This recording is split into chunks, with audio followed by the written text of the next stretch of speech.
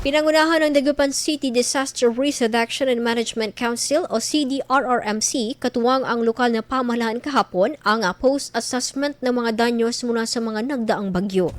Kasama sa Rapid Damage Assessment and Needs Analysis o RDANA team ang iba't ibang ahensya ng gobyerno na nagsuri sa mga pinsala upang makabuo ng mga angkop na rekomendasyon para sa mga ipaabot o ipapaabot na tulong sa mga naapektuhang lugar.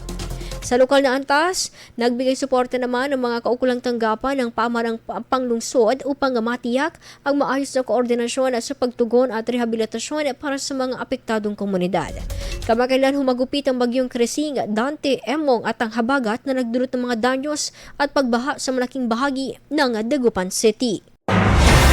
IFM News. IFM News. IFM News.